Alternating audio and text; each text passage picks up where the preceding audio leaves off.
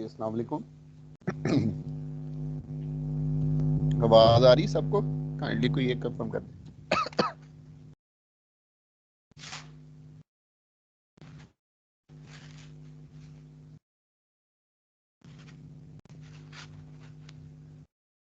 चलें, ठीक हो गया।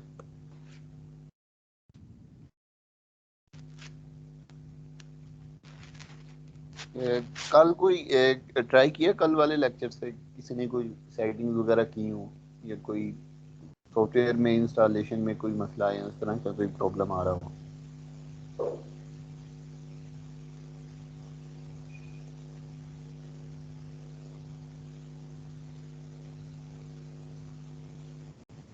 जी, ठीक हो गया नान भाई।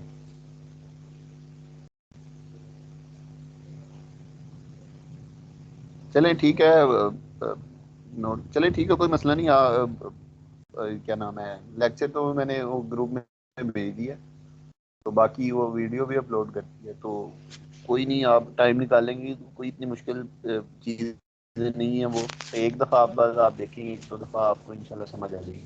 आज जो हमारा टॉपिक है वो मैक्स की कुछ बेसिक्स कमांड है, उनको देखेंगे। और जो कैमरा है, मैक्स के अंदर कैमरा किस तरीके से लगाते हैं, तो वो देखेंगे। तो बेसिकली छः जो क्लासेस होती हैं हमारी, यानी छः लेक्चर, आज हमारा पांचवा लेक्चर है, तो छः लेक्चर्स के तक हमारा ये टारगेट होता है कि हमने वाइट बैलेंस, तो यानी जो एक्सटीरियर डे लाइट है, अ, उसका जो वाइट बैलेंस है वो हमने छः क्लासेस तक करना था। बाकी तीन क्लासेस में हम लेक्चर, एक में लाइटिंग पढ़ेंगे, और बाकी वो जितना भी होगा मटेरियल्स और जो भी स्केचअप की एक्सटेंशन, छोटे छोटे टॉपिक्स हैं, वो फिर हम साथ साथ कर देंगे। तो आज का लेक्चर कैमरे के ऊपर होगा सारा। कैमरे को हम जो है ना डिटेल में पढ़ेंगे कि मैक्स के अंदर कैमरा किस तरीके से काम करता है, उसके कंपोनेंट्स वगैरह कौन से हैं। और उसके बाद जो नेक्स्ट लेक्चर होगा उसमें हम करेंगे वाइट बैलेंस, ठीक है। यानी वाइट बैलेंस यानी कैमरा लगा के मॉडल इंपोर्ट करके रेंडर सेटिंग करके जो वाइट बैलेंस होता है, हम उसको बनाने की कोशिश करेंगे। तो कोशिश करनी है आपने कि ये जो आज कैमरे वाला पढ़ें, और जो मैक्स के ऊपर थोड़ा सा जो सेटिंग्स के ऊपर जो है ना, वो जो हाथ आपका थोड़ा नेक्स्ट क्लास से पहले पहले सेट हो। क्योंकि नेक्स्ट क्लास में मैं थोड़ी, क्योंकि वो रेंडरिंग से रिलेटेड है, तो वो मैं थोड़ा तेज़ पढ़ाऊँगा लेक्चर।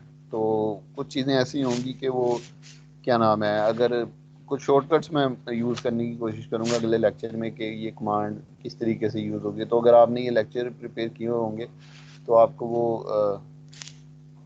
वो आपको समझने में आसानी होगी। चलें, शुरू करते हैं। सिबगत, मुझे काइंडली कंफर्म कर दो कि आपको ये नज़र आ रही है सबको?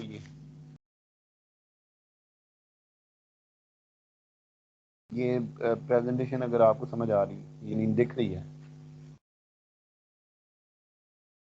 चलें, ठीक हो गया, स्टार्ट करते हैं।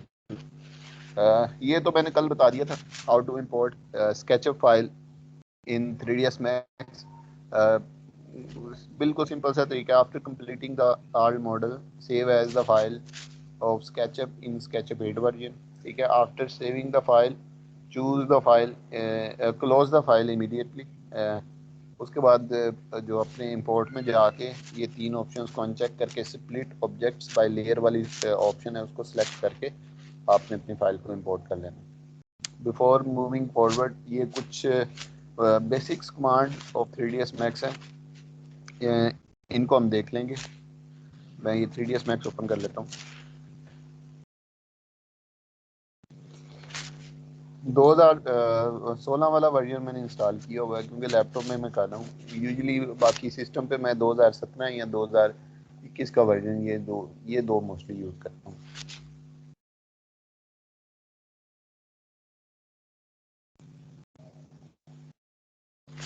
जो इसमें बेसिक ये चीज़ें, मैं ये जो कमांड्स हैं, ये जैसे मूव कमांड है, कॉपी कमांड है, मल्टीपल कॉपी है, ठीक है। उसके बाद किसी एक चीज़ को एक सर्टेन डिस्टेंस पे मूव कराना। सेलेक्ट बाय नेम एच, ये एक इम्पोर्टेंट कमांड है। Differentiate the view, F3 F4 isolation मैंने पहले भी शायद बताई हुई है आपको, ऑल्ट क्यू। तो इनको मैं थोड़ा थोड़ा सा 5-5 मिनट में बता देता हूँ, ताकि उसके बाद जो हमारा मेन टॉपिक है ऑफ वीरे कैमरा, उसके ऊपर हम चले जाएं।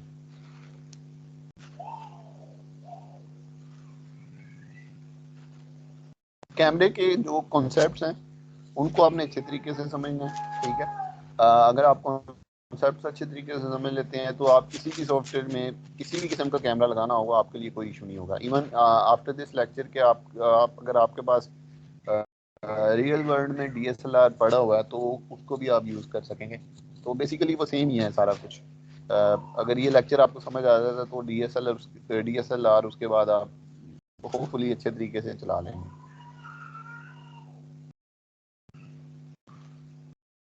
यार ये फिर आ गए, चलो क्लोज कर देते हैं। अच्छा ये 3ds मैक्स है।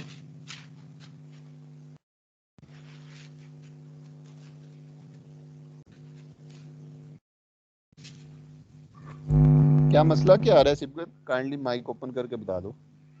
किसी और को ये मसला आ रहा है अफजल भाई या ना भाई, आवाज क्लियर आ रही है कि नहीं?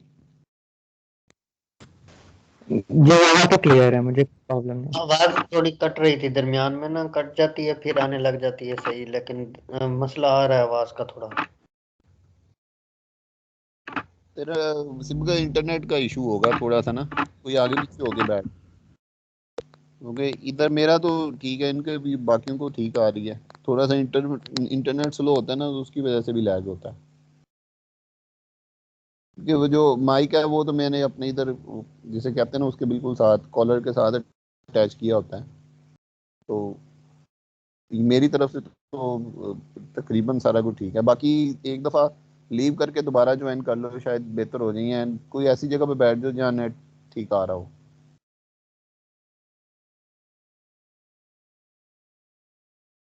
चलें, ये 3ds मैक्स ओपन हो गया, ठीक है। ये यहाँ से देख लेते हैं पहली कमांड कौन सी है। Move command, copy command, multiple copy, copy at a certain distance, ठीक हो गया। अब ये देखें फॉर एग्जांपल मैं एक बॉक्स इस तरीके से ड्रॉ कर लेता हूँ। जिस तरह मैंने बताया था जूम इन जूम आउट उसी तरीके से है जैसे हम स्केचअप में करते थे। माउस का सेंटर बटन दबाने से ये पैन होता है, ठीक है। और ऑल्ट प्रेस करके और माउस प्रेस करके ये ऑर्बिट होता है, ठीक है। वहाँ वो माउस के सेंटर बटन से डायरेक्ट ऑर्बिट था, यहाँ आपको ऑल्ट के साथ ऑल्ट प्रेस करके इस तरीके से ये ऑर्बिट करना पड़ता है, ठीक है। मूव कमांड है, मूव कमांड जिस तरह मैंने पहले बताया था W इज़ द शॉर्टकट। यहाँ आप ये आइकन के ऊपर क्लिक करके किसी भी ऑब्जेक्ट को सिलेक्ट करेंगे तो ये मूव कमांड एक्टिव हो जाती है। आप 3 एक्सिस में इसको मूव करा सकते हैं। ये एक्स एक्सिस है, ये वाई एक्सिस है और ये जी एक्सिस है, लाइक दिस, ठीक है। तो ये मूव कमांड थी। मूव के अंदर से आपने अगर कॉपी निकालनी है, यानी इसी ऑब्जेक्ट को कॉपी करना है, ये बेसिकली कॉपी कमांड इसलिए मैं ये यूज़ होती है कि फॉर एग्जांपल जैसे आपने लाइट्स लगा रही हूँ तो यहाँ पौधे लगाते हैं तो वहाँ हमें इनकी कॉपीज थोड़ी सी चाहिए होती हैं। स्केल रोटेट वगैरह में मैंने पहले बताया हुआ है आपको। तो ये उधर है कि फॉर एग्जांपल पौधे लगा रहे हैं, कॉपी करना है, गाड़ी को मूव कराना है, तो उसके अलावा लाइटें लगानी है या कोई एलिमेंट मूव कराना है, तो उस तरीके के ये मूव कमांड हम यूज़ करते हैं। सिंपल है, डब्ल्यू क्लिक करें, इसके ऊपर क्लिक करें, एक्स वाई और जी एक्सिस तीनों में जिस जहाँ मर्जी आप इसको मूव करवा सकते हैं। कॉपी निकालने के लिए आपने इसको क्लिक करना है और मूव करना है जिस भी डायरेक्शन में, उससे पहले आपने शिफ्ट प्रेस कर लेना है, ठीक है। स्केचअप के अंदर हमारे पास वो कंट्रोल था और जो हमारे पास 3ds मैक्स के अंदर वो शिफ्ट है, ठीक है। बस ये आपने थोड़ा सा देखना है, शिफ्ट प्रेस करके जैसे ही जिस एक्सिस में मूव करेंगे वो उस एक्सिस में ये कॉपी निकाल देता है, ये देखिए। और पूछेगा जब आप कॉपी कर लेते हैं तो आपके पास ये ऑप्शंस आ जाती हैं, आपने कॉपी करनी है, इंस्टेंस करना है, ठीक है, और यहाँ रेफरेंस, ये 3 ऑप्शंस आ रही होती हैं। तो मोस्टली हम ये 2 यूज़ करते हैं, कॉपी और इंस्टेंस। कॉपी अगेन जिस तरह स्केचअप के अंदर ग्रुप है, ये कॉपी इधर है। इंस्टेंस जिस तरह स्केचअप के अंदर कंपोनेंट काम करता है, इंस्टेंस मैक्स के अंदर सेम वही काम करता है, ठीक है। तो हम इसको इस तरीके से शिफ्ट प्रेस करके किसी भी डायरेक्शन में हम इस तरीके से कॉपी निकाल सकते हैं, या इवन आप दूसरी डायरेक्शन में कॉपी निकालना चाहें या इसको अपवर्ड कॉपी निकालना चाहें, लाइक दिस। ये मैं ऑर्बिट आल्ट प्रेस करके कर रहा हूँ माउस सेंटर बटन के साथ, ठीक है। और ये हम इस तरीके से कोई ऑब्जेक्ट को मूव और कॉपी कर सकते हैं। मल्टीपल कॉपीज निकालनी हो, एक डिस्टेंस पे किया कॉपी, उसके बाद ये देखें नंबर ऑफ कॉपीज की आपके पास ऑप्शन आ रही होती है। आप इसको जितनी कॉपीज आपको चाहिए आप उतनी टाइम्स इसको ज़्यादा कर लें। फॉर एग्जांपल 10 चाहिए तो यहाँ आप उसको 10 एंटर कर दें या इस तरह कर दें। तो ये देखिए आपने जिस तरह स्केचअप के अंदर था उसने 10 कॉपीज बना दी। यहाँ एक थोड़ा सा ख्याल रखना है क्योंकि मोस्टली हम जो है ना जो वर्जन यूज़ कर रहे होते हैं 3ds मैक्स के, वो मोस्टली क्रैक्ड वर्जन होते हैं, ठीक है। तो जब आपने इस तरीके से ओरिजिनल वर्जन में ये इस तरह के मसले नहीं आते। अगर वो कोई एक वर्जन जिसका आपने लाइसेंस खरीदा हो वहाँ ये मसला नहीं है। लेकिन क्योंकि जारी बात है लाइसेंस अब महंगे हैं तो यूजली हम क्रैक ही करते हैं। तो फॉर एग्जांपल जैसे मैंने ये देखें, मैंने इसकी 10 कॉपीज़ बनाई हैं लाइक दिस, या 9 कॉपीज़ बनाई हैं। तो अगर आपको चाहिए कि नहीं यार मेरे तो 6 चाहिए थी, ठीक है, स्केचअप में तो वो कमांड के अंदर रह के ही हम उस तरीके से कर सकते हैं। मैक्स में आपने इस तरीके से नहीं करना। जब आप इस तरह कॉपी कर लें तो आपने कंट्रोल जी प्रेस नहीं करना, ठीक है। वो आपका सॉफ्टवेयर बंद कर देगा। अगर आपने कॉपीज़ की हैं और आपको लगता है ये गलत हो गया तो आपने क्या करना है, इत्मीनान के साथ सारे ऑब्जेक्ट्स को डिलीट करना है, ठीक है। और उसके बाद दोबारा उसी तरीके से आपने कॉपीज़ करनी है।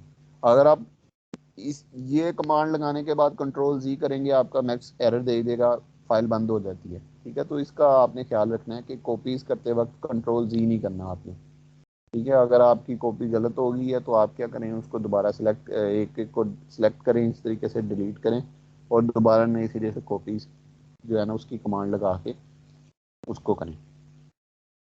तो ये था तरीका कॉपी का, मूव का। स्केल उसी तरीके से, ये देखें रोटेशन उसी तरीके से है बिल्कुल। क्यू डब्ल्यू के साथ ई, ई इज़ द शॉर्टकट। आप 3 एक्सेस में जिस एक्सेस में घुमाना चाहें आप उसको आप इस तरीके से रोटेट कर सकते हैं, ठीक है। और उसके बाद आर से स्केल है, किसी एक डायरेक्शन में करना है किसी 2 डायरेक्शन में, लाइक दिस, ठीक है। तो ये इस तरीके से हमारे पास ये स्केल, रोटेट और कॉपी या मूव की कमांड हमारे पास आ जाती है। बाद नेक्स्ट कमांड स्केल की बता दी है, सिलेक्ट बाय नेम। हाँ ये बेसिकली फॉर एग्जांपल अगर आपके पास ये देखें मैंने 5-6 इधर ऑब्जेक्ट ड्रॉ कर लेता हूँ, उसके बाद ये स्फीयर एक बना लेता हूँ और उसके बाद ये पिरामिड है। कॉन्सेप्ट समझ रहे आपने इसका, ये टी पॉट इधर बना लेता हूँ और ये मेरे पास सिलेंडर आ गया। अब ये मेरे पास 6 मैंने ऑब्जेक्ट्स यहाँ ड्रॉ किए हैं। सिलेक्ट बाय नेम बेसिकली यहाँ पड़ा होता है, ये देखें ये जो हमारे पास ये पैनल है, यहाँ ये देखें सिलेक्ट बाय नेम, आप इसको क्लिक करेंगे तो एक नया डायलॉग बॉक्स आपके पास ओपन हो जाएगा, ठीक है। सिलेक्ट फ्रॉम सीन, ठीक है। आपके पास ऊपर ये ऑप्शंस आ रही होती हैं, देखें पहला ज्योमेट्री का है, दूसरा शेप्स का है, तीसरा लाइट का है, फोर्थ वन कैमरे का है, ठीक है। ये वाली ऑप्शन है जो आपके पास ये देखें इधर आ रही होती हैं, ये वो सेम इधर ऑप्शन है। आपने क्या करना है, सबको बंद कर लेना है, ठीक है। इसको यूज करने के लिए आपको कोई, जब आप फॉर एग्जांपल ज्योमेट्री के ऊपर काम करें तो कोशिश करें आप ज्योमेट्री को ऑन कर लें, ठीक है, बाकी बंद हो। सारों को ओपन एकदम यानी ऑन नहीं करना आपने। यूजली हम इसमें इसको तब यूज़ करते हैं जब हमने कोई आइसोलेशन करनी हो या हमने कैमरे को सिलेक्ट करना हो या किसी लाइट को सिलेक्ट करना हो, ठीक है। जब हम उस टॉपिक पे जाएंगे तो आपको लगेगा, जब तब बताऊंगा तब आपको इसका समझ आ जाएगा कि ये किस तरीके से काम करता है। फॉर एग्जांपल पहला ज्योमेट्रिक है। अब ये देखें, अब जैसे मैंने इसको क्लिक किया ना आपके पास ये देखें box one, cone one, cylinder, pyramid, sphere, जो मैंने ऑब्जेक्ट ड्रॉ किए हैं वो सारे इस लिस्ट में आ गए हैं। आपने अगर बॉक्स सेलेक्ट करना है तो ये देखें, आप इधर बॉक्स के ऊपर डबल क्लिक करें तो उसने स्क्रीन के अंदर बॉक्स बंद, डायलॉग बॉक्स बंद करके जो आपका बॉक्स है उसको सिलेक्ट कर दिया। आप चाहते हैं कि नहीं मैंने सिलेंडर सेलेक्ट करना है, इस तरीके से। ये तब काम, अभी तो ये 6 ऑब्जेक्ट्स हैं इसलिए आपको समझ आ रही है, लेकिन जब आप किसी प्रोजेक्ट के बड़े प्रोजेक्ट पे काम कर रहे होते हैं तो वहाँ बहुत ज़्यादा चीज़ें होती हैं, लाइट्स भी बहुत ज़्यादा होती हैं, ज्योमेट्री बहुत ज़्यादा होती है, ठीक है। और उस तरीके से अगर आपने वहाँ सिलेक्शन करनी हो तो वहाँ ये बहुत यूज़फुल है। ये वहाँ बहुत यूज़फुल टूल है कि जब आपको पास मल्टीपल सिलेक्शंस करनी हो तो वो किस तरीके से करते हैं। फॉर एग्जांपल 1000 चीज़ें पड़ी हैं, उसमें से आपने 2 सेलेक्ट करनी है और आपको समझ नहीं आ रही कि आपने किस तरीके से सिलेक्ट करनी है, तो वो सिलेक्ट बाय नेम आप यहाँ से कर सकते हैं। आप यहाँ क्लिक करें, ये ओपन हो जाएगा। यहाँ उसके अलावा आप H प्रेस करें अपना कीबोर्ड का तो आपके पास ये बॉक्स ओपन हो जाएगा। ठीक है, तो ये इस तरीके से सिलेक्ट बाय नेम की एक कमांड थी। और different shades of view, wire frame, F3, ये कुछ शॉर्टकट्स हैं कि आप अपने इसको अगर आप वायर फ्रेम में देखना चाह रहे हैं, ठीक है, तो F3 अपने कीबोर्ड का प्रेस करें तो ये देखें ये सॉलिड से वायर फ्रेम में आ जाता है। ठीक है, ठीक है। अगर F4 करेंगे तो ये जो इसके एजेस होते हैं वो शो करवा देता है आपको। ठीक है, F4 ये आपको इसने एजेस शो करवा दिए। ठीक है, तो ये आपके पास इस तरीके से ये 2 कमांडें थी, F3 और F4। एजेस देखने हो या उसको वायर फ्रेम में देखना हो। ये वायर फ्रेम भी बड़ा काम का व्यू होता है कि जब लगाते हैं ना तो वायर फ्रेम मोस्टली हम 90% वायर फ्रेम व्यू में जाके ही लगाते हैं, या टॉप व्यू में, फ्रंट व्यू में या लेफ्ट व्यू में, वो ऑलरेडी वायर फ्रेम मोड में होते हैं। तो ये काफ़ी यूजफुल कमांड है। जैसे जैसे आप इसको थोड़ा सा हम आगे जाएंगे, इसको यूज़ करेंगे तो आपको अंदाज़ा होगा ये काफ़ी इंपॉर्टेंट है। उसके अलावा आइसोलेशन, जिस तरह मैं पहले भी एक्सप्लेन किया था आपको कि अगर फॉर एग्जांपल मैंने सिर्फ इस स्फेयर पे या इस सिलेंडर के ऊपर काम करना है या इस कोन के ऊपर लेट्स सपोज काम करना है, मुझे बाकी ऑब्जेक्ट्स जो हैं वो मेरे नज़र ना आए। ठीक है, तो मैं क्या करूँगा, ऑल्ट उसको सिलेक्ट करके W से ऑल्ट Q प्रेस करूँगा तो देखें उसने बाकी सारी चीज़ें हाइड कर दी हैं, सिर्फ मुझे कौन नज़र आ रही। ठीक है, अब मैं इसको जो भी करना हो इसके मॉडिफाई में देखें कौन की, ये देखें ये क्रिएट पैनल था, यहाँ मॉडिफाई के अंदर मजीद इसके ना पैरामीटर आ रहे होते हैं हर ऑब्जेक्ट के। कोई भी मैक्स को आपने एडिट करना है ऑब्जेक्ट को ड्रॉ करने के बाद, आप यहाँ मॉडिफाई बटन में आते हैं, उसके अंदर आपको ये डिफरेंट पैरामीटर्स नज़र आ रहे होते हैं। फॉर एग्जांपल ये देखें रेडियस 1, अगर मैं इसको कम ज़्यादा करना हो, ठीक है, ये मैं कर सकता हूँ। ठीक है, रेडियस को मैंने कम ज़्यादा करना है तो ये देखें इस तरीके से कर सकता हूँ। ठीक है, हाइट है मेरे पास, इसकी हाइट को चेंज कर सकता हूँ। सेगमेंट्स, ये देखें हाइट के सेगमेंट्स मैं ज़्यादा कर सकता हूँ। ये हर ऑब्जेक्ट के इस तरीके से यहाँ मॉडिफाई के अंदर पैरामीटर्स आ रहे होते हैं। ठीक है, तो आप किसी भी ऑब्जेक्ट को चेंज, फॉर एग्जांपल मैंने ये कौन को डिलीट करना था, मैंने कर लिया है। उसके बाद मैं दोबारा ये देखिए नीचे आइसोलेशन सिलेक्शन टॉगल का एक बटन होता है नीचे।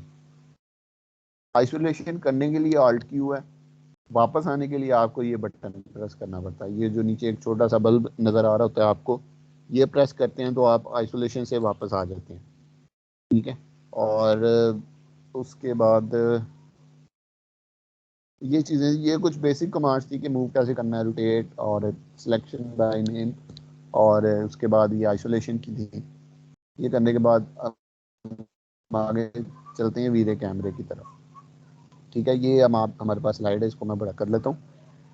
वीरे कैमरा, मैंने फर्स्ट लेक्चर में जिस तरीके से आपको बताया था कि जो काम हम रियल वर्ल्ड में करते हैं फोटोग्राफी का, वही हम इसी सॉफ्टवेयर के अंदर करते हैं with the help of digital tool. For example जैसे हमारे पास रियल वर्ल्ड में कैमरा होता है तस्वीर उतारने के लिए, इन सॉफ्टवेयर के अंदर भी हम कैमरा लगाएंगे और उसको वीडियो कैमरा या फिजिकल कैमरा वो हम कहेंगे। ठीक है, अब ये आता कहाँ से है, आपने क्रिएट पैनल में जाना है। ठीक है, उसके बाद कैमरा, जिस तरह मैंने बताया था कि ये देखिए ये क्रिएट पैनल क्लिक किया मैक्स के अंदर, 1 2 3 चौथी ऑप्शन है आपके पास ये कैमरा की है। अब उसमें ये देखें कैमरा में इस ड्रॉप डाउन पे आपने स्टैंडर्ड सेलेक्ट करना है और उसके बाद ये देखें जो पहली ऑप्शन आपके पास आएगी दैट इज फिजिकल। आपने फिजिकल कैमरा लगाना है। 90% हम फिजिकल कैमरा ही लगाते हैं। ठीक है, सारे ऑल ओवर द वर्ल्ड कोई टारगेट भी यूज़ करते हैं, जैसे चाइना वाले जो है ना वो 90% अगर आप उनके ट्यूटोरियल्स देखें तो वो टारगेट कैमरा यूज़ करते हैं। कई फ्री भी यूज़ करते हैं। टारगेट और फ्री कैमरा जब आप यूजली तब यूज़ करते हैं जब आप कोई प्रोडक्ट की फोटोग्राफी या कोई प्रोडक्ट रेंडरिंग कर रहे होते हैं, जैसे वॉचेस के रेंडर आपको अक्सर नज़र आते हैं, गाड़ियों के रेंडर नज़र आते हैं। ठीक है, कोई भी आप कॉस्मेटिक्स की चीज़ें होती हैं उनको जब आप किसी एक प्रोडक्ट को रेंडर करते हैं तो टारगेट और फ्री मेनली वहाँ यूज़ होते हैं। लेकिन जब अगर आप आर्किटेक्चरल विजुअलाइजेशन की बात कर रहे हैं कि एक बिल्डिंग को रेंडर करना, तो उसमें 90% जो है ना हम फिजिकल कैमरा यूज़ कर सकते हैं। वो भी यूज़ कर सकते हैं, ऑप्शन उनकी भी सेम है, लेकिन फिजिकल ज़रा यूज़ करना ज़्यादा आसान है एज कम्पेयर टू टारगेट और फ्री। उसके बाद ये स्लाइड में पढ़ लेता हूँ आपके सामने, और इसी को लेके आगे चलते हैं। To apply the camera first select the camera from the command list. जिस तरीके से मैंने आप बताया आपको कि कैमरा कहाँ से मिलेगा, उसको आप देख लेंगे कि आपने यहाँ क्रिएट पैनल पे क्लिक करना है। फोर्थ ऑप्शन में स्टैंडर्ड, आपने ड्रॉप डाउन में स्टैंडर्ड और पहली ऑप्शन जो है ये कैमरे की जो है ना वो सिलेक्ट कर लिए। दूसरा मैंने यहाँ पॉइंट लिखा है, always go to the top view to apply the camera. ठीक है, जब भी आपने कैमरा अपने सीन के अंदर अप्लाई करना है, आपने ये ही कोशिश करनी है कि आप कैमरा मैक्स के अंदर जाके जो उसका टॉप व्यू है आपके फाइल का या सीन का, उसके टॉप व्यू में जाके आप वो कैमरा अप्लाई करें। उसके बाद first mark the point where you want to place your camera. ठीक है, अब देखें तस्वीर खींचते हैं हम रियल वर्ल्ड में, तो हम ये किसी स्पेसिफिक जगह पे खड़े होकर तस्वीर खींचते हैं। ठीक है, तो उसी तरीके से जब आप मैक्स के अंदर काम करेंगे, तो आपने एक सर्टेन पॉइंट सेलेक्ट करना है कि हाँ ठीक है मेरी ये बिल्डिंग है। ठीक है, मैं इसमें अब देखें बिल्डिंग जब आप डिज़ाइन करते हैं तो देयर आर सर्टेन एलिमेंट्स जो आप क्लाइंट को खुद दिखाना चाह रहे होते हैं। ठीक है, यानी आप ये चाहते हैं कि आपका जब इमेज भेजें क्लाइंट को तो आपका फोकस उस चीज़ पर आए, या आप क्या दिखाना चाह रहे हैं ये काफ़ी मैटर करता है। ठीक है, तो जब भी आपने कैमरा लगाना है, you must be very clear कि आप क्लाइंट को क्या दिखाना चाह रहे हैं और कहाँ से खड़े होकर दिखाना चाह रहे हैं, आपका कॉन्सेप्ट क्या है आपके डिज़ाइन का। तो आपने इससे रिलेटेड थोड़ा सा आपने सोचना है। ठीक है, और इसको यानी आपने थोड़ा सा एनालाइज करना है अपनी बिल्डिंग को कि आपके बिल्डिंग के एलिमेंट्स कौन कौन से इंपॉर्टेंट हैं, कौन सी चीज़ आप दिखाना चाह रहे हैं, कौन सी चीज़ फ्रंट पे आएगी बैक पे आएगी। यानी एक स्टोरी एक छोटी सी बेसिकली आपने बतानी है। जो ये जो स्टोरी वाला कॉन्सेप्ट है ना, ये जो आर्किटेक्चर के स्टूडेंट्स होते हैं उनको ये काफ़ी यानी अच्छा उनको उनको सिखाया ही जाता है कि अपना जो आपने डिज़ाइन बेचना है या अपना काम बेचना है तो उसके पीछे एक थोड़ी सी स्टोरी क्रिएट करनी होती है। ठीक है, बस होता कुछ भी नहीं है, बस आपने क्लाइंट को सेटिस्फाई करने के लिए एक स्टोरी सी उनको एक जिसे कहते हैं ना एक फिल्म एक कहानी बतानी होती है कि ये इस तरीके से होगा। उसी तरीके से आपने एक अपने कोई भी प्रोजेक्ट कर रहे हो, ये वैसे विजुअलाइजेशन से हट के बात है, आपने ये कोशिश करनी है कि जो भी आप प्रोजेक्ट कर रहे हो उसमें आपका कोई एक स्टोरी आपके पास हो। ठीक है, कोई भी चीज़ बना रहे हैं कि एक रैंडमली बना देनी कि ठीक है यार इसको छोटा किया इसको बड़ा किया, नहीं, आपने एक थीम को फॉलो करना है। थीम को फॉलो करके उसके सर्टेन पैटर्न होते हैं, आपने उसको फॉलो करके चीज़ बनानी है और फिर उसी को अपने विजुअलाइजेशन के थ्रू क्लाइंट को समझाना है। ठीक है, ताकि वो अप्रूव कर सके।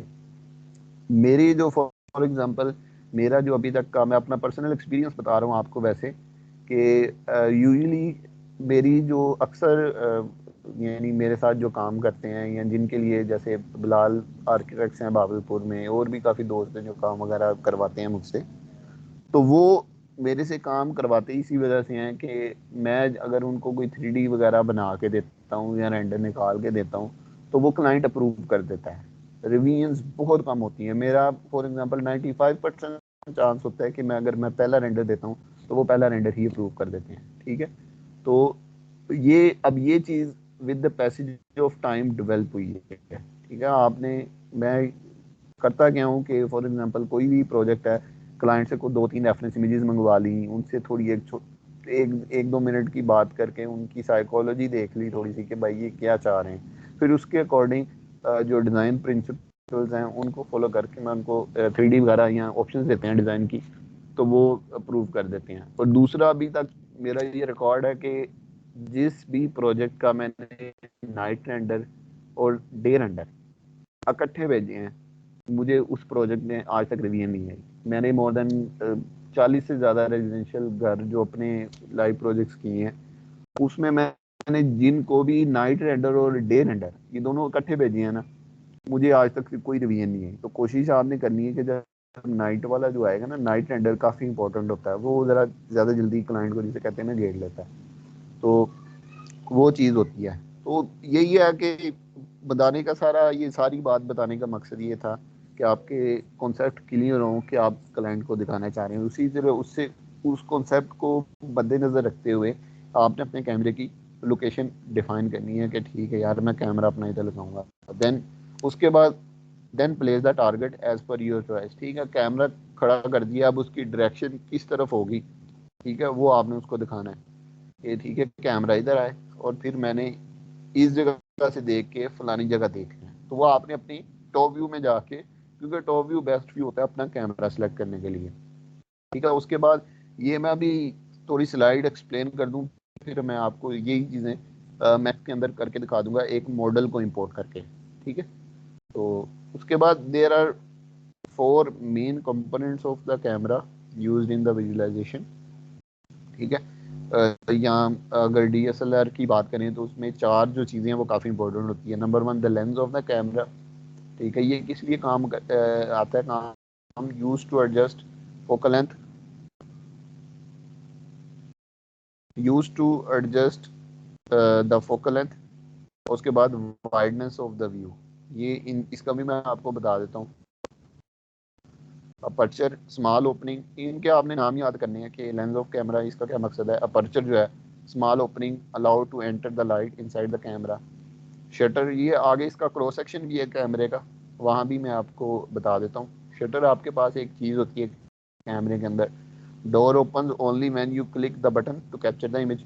ठीक है, उसके बाद स्क्रीन है where light strike to give the final image. ये बेसिकली 4 ऑप्शंस हैं हमारे पास कैमरे की, लेंस, अपर्चर, शटर और स्क्रीन। ये हर कैमरे की होती है। चाहे आप थक्कर से थक्कर या बहुत अच्छा कैमरा भी लें, तो कैमरा इन्हीं 4 चीज़ों से मिलकर बनता है। और भी चीज़ें होती हैं, लेकिन जो इम्पोर्टेंट चीज़ें हैं जो कैमरे की जो सेटिंग्स होती हैं वो बेसिकली ये 4 ही होती हैं। ठीक है, how to look through camera. ठीक है, अब ये देखें, ये जो स्लाइड है ये वाली how to look through camera, ये मैं अभी मॉडल इंपोर्ट करने के बाद बताऊंगा। तो ये देख लेते हैं हाउ कैमरा वर्क्स। ठीक है, जिस तरह मैंने बताया था, लेंस होगा आपके पास, अपर्चर होगा, शटर स्पीड होगी और ISO स्क्रीन। ठीक है, इसको ISO या स्क्रीन भी कहते हैं। ये कैमरे की एक उन्होंने क्रॉस सेक्शन लिया हुआ है। ये जो आपका लेफ्ट साइड पे ये जो चीज़ आपकी है, यहाँ से लेकर ये जो है, ये बेसिकली ये जो अगली 2 हैं ये कैमरे का लेंस है। ठीक है, और उसके बाद ये जो ये एक इधर आपको ये चीज़ नज़र आ रही है, दैट इज़ अपर्चर। ठीक है, ये इधर लगा होता है। ये जो आपके पास ये देखें, ये एक छोटा सा ये नज़र आ रहा है, ये ग्रूव्स के साथ ये वाली चीज़, इसको शटर कहते हैं। और ये जो आपको ये चीज़ ये पीछे नज़र आ रहा है सारा अरेंजमेंट, इसको ISO या स्क्रीन कहते हैं। होता ये है कि जब आप कैमरा ऑन करते हैं तो ये जो अपर्चर है ये उसी कैमरे, जैसे ही आपने बटन कैमरे का ऑन बटन प्रेस किया, ये उसी टाइम ये कैमरे का बटन ऑन होने जाता है, ये शटर और सॉरी अपर्चर जो है कैमरे का ये ओपन हो जाता है। ठीक है, लेंस वो तो ऑलरेडी ओपन हुआ होता है, वो जस्ट आपका व्यू को सेट करने के लिए यूज़ होता है। ये जो शटर होता है ना ये हमेशा बंद रहता है, ये हमेशा बंद होता है। ये ओपन तभी होता है जब आप पिक्चर को कैप्चर करने के लिए जब आप कैमरे का बटन प्रेस करते हैं, ये शटर आपके कैमरे का जस्ट तब ओपन होता है, बिल्कुल थोड़ी सी देर के लिए, कि जैसे ही आपने बटन प्रेस किया टक करके शटर खुला, लाइट अंदर आई कैमरे के, और उसके बाद ये दोबारा बंद हो गया।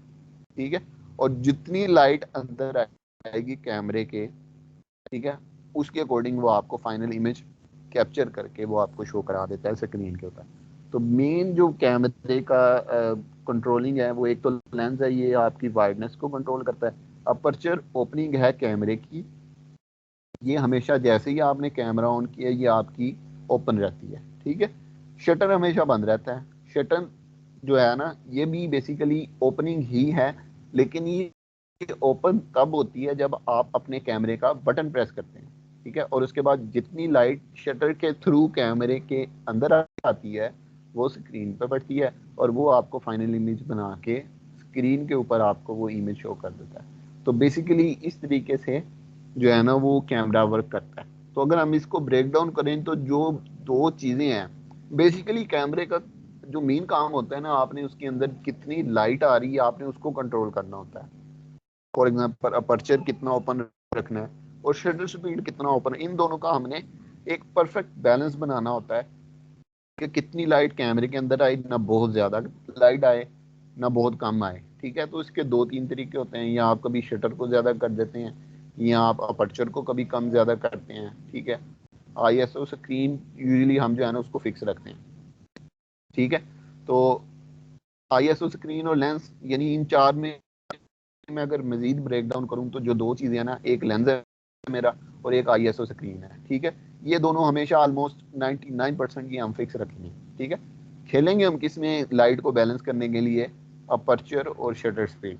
ठीक है, आपको पहले लेक्चर में याद हो मैंने कहा होगा आपको वो जो स्लाइड थी कि the thing you can't change in nature you will not do in visualisation, या कंप्यूटर के अंदर आप वो नहीं करेंगे।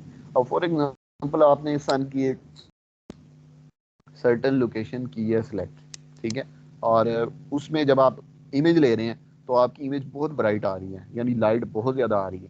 आप सन को तो हम नहीं छेड़ सकते ना, उसको हम कैसे यानी उसकी इंटेंसिटी चेंज कैसे कर सकते हैं। तो फिर हम क्या करते हैं उस मौके पे हम अपने कैमरे में एडजस्टमेंट करते हैं। हम अपनी ओपनिंग्स को इस तरीके से एडजस्ट करते हैं कि उसके अंदर लाइट कम आए और हमारी जो इमेज है वो एक परफेक्टली बैलेंस्ड इमेज हमें मिले।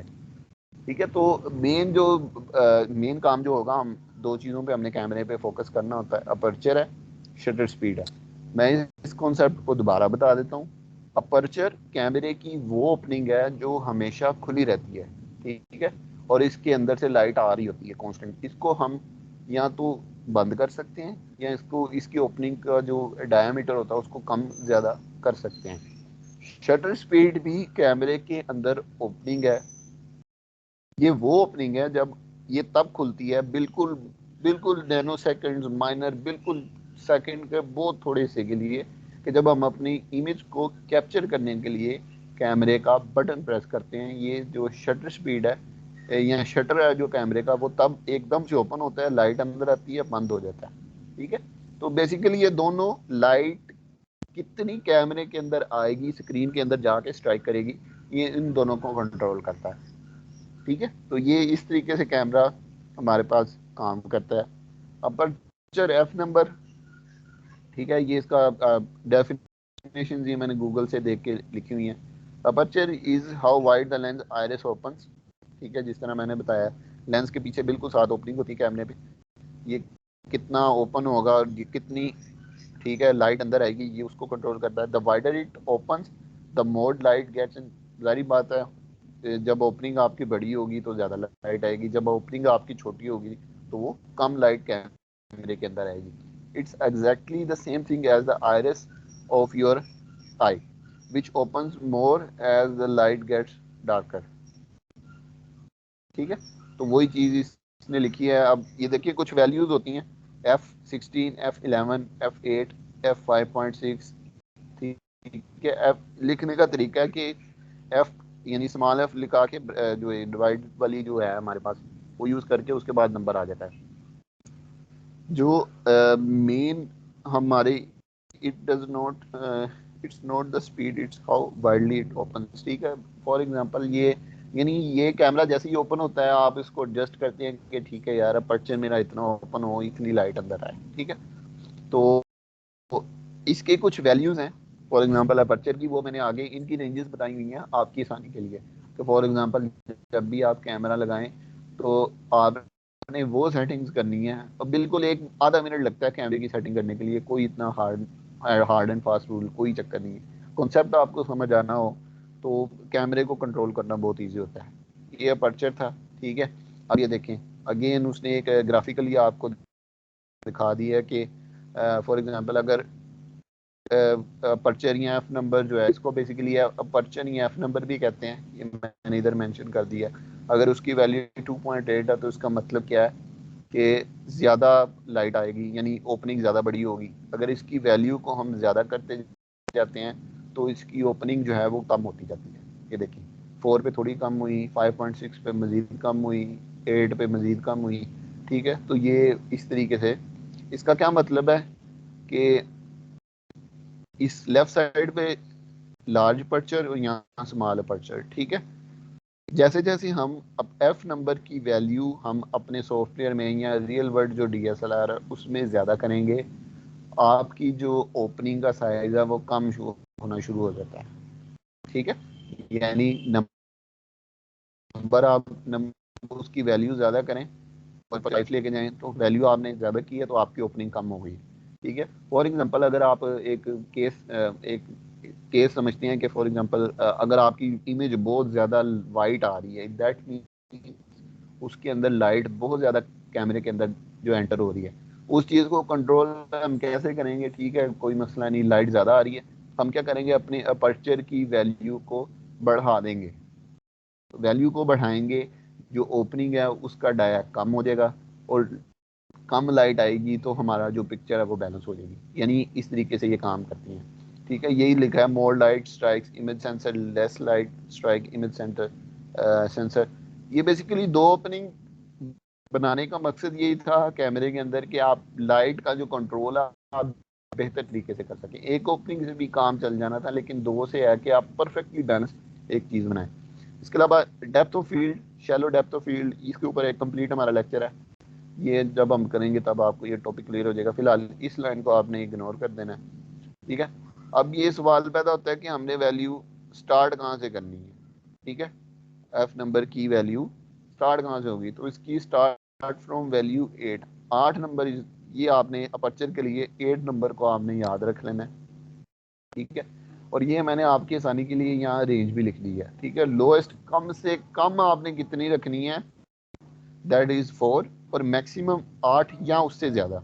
स्टार्ट आपने 8 से करना है, ठीक है, और यूजुअली हम 8 से कम की तरफ आते हैं, ठीक है, ज़्यादा की तरफ बहुत कम चांसेस होते हैं कि हम जाएं, ठीक है। तो 8 जो नंबर है आपने याद रखना है।